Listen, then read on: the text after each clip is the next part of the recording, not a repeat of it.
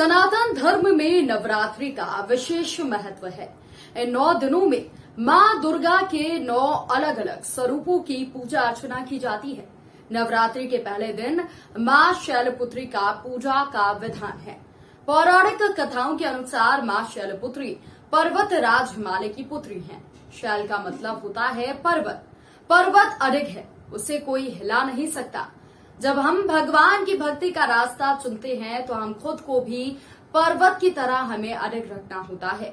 मन में भी भगवान के लिए अडिग विश्वास चाहिए, तभी हम लक्ष्य तक पहुंच सकते हैं।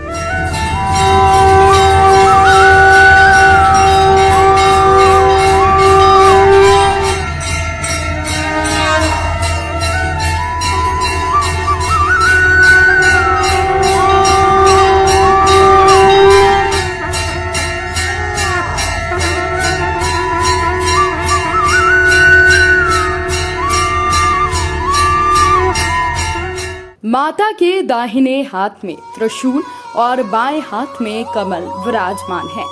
माथे पर चंद्रमा सुशोभित है। ज्योतिष शास्त्र के अनुसार इस दिन मां शैलपुत्री की आराधना करने से चंद्र दोष से मुक्ति मिलती है। मां शैलपुत्री को माता पार्वती का स्वरूप माना जाता है। इस दिन मां शैलपुत्री की पूजा अर्चना कर व्रत रखने से भक्तों को मनोवांछित फल की प्राप्ति होती है और सभी कष्टों का निवारण होता है। माता शैलपुत्री का जन्म शैल या पत्थर से हुआ, इसलिए इनकी पूजा से जीवन में स्थिरता आती है। मां को वृषारूढ़ा उमा नाम से भी जाना जाता है। उपनिषदों में मां को हेमवती भी कहा गया है। नवरात्रि के पहले दिन प्रातः काल उठकर स्नान आदि से निवृत्त होकर स्वच्छ कपड़े पहने, फिर एक चौकी पर देवी दुर्गा की प्रतिमा और कलश स्थापित करें। फिर मां शैलपुत्री का ध्यान कर व्रत का संकल्प करें। नवरात्रि के पहले दिन कलश स्थापना के बाद मां दुर्गा की पूजा की जाती है और व्रत का संकल्प लेते हैं। उन्हें लाल सिंदूर, अक्षत, धूप आदि चढ़ाएं। इसके बाद माता के निम्न मंत्रों का उच्चारण करें। ओम देवी शैलपुत्रे नमः, वंदे वांछित लाभाय, चंदार्थ कृत शेखरा, वृषारूढ़ा शूलधरा, शैलपुत्री यशस्विनी।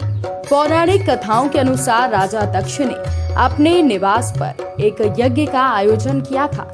इसमें उन्होंने सभी देवी देवताओं को बुलाया, लेकिन अपने अपमान का बदला लेने के लिए उन्होंने शिव जी को नहीं बुलाया। माता सती ने भगवान शिव से अपने पिता के द्वारा आयोजित किए गए यज्ञ में जाने की इच्छा जताई। सती के आग्रह करने पर भगवान शिव ने उन्हें जाने की अनुमति दे दी, लेकिन जब सती यज्ञ में पहुंची तो वहां पर पिता दक्ष ने सबके सामने भगवान शिव के लिए अपमानजनक शब्द कहे। अपने पिता की बातें सुनकर मां सती बेहद निराश हुई और उन्होंने यज्ञ की वेदी में कूदकर अपने प्राण त्याग दिए। इसके बाद मां सती अगले जन्म में शैलराज हिमालय के घर जन्मी और वहां शैलपुत्री कहलाई।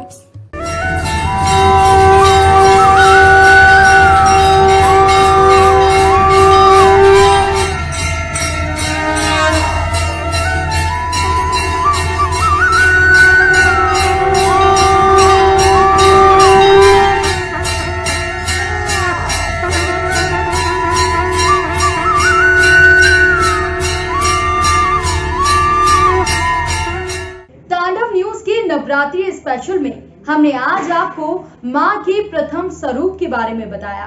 कल हम आपको मां के द्वितीय स्वरूप के बारे में बताएंगे। दीजिए इजाजत, नमस्कार।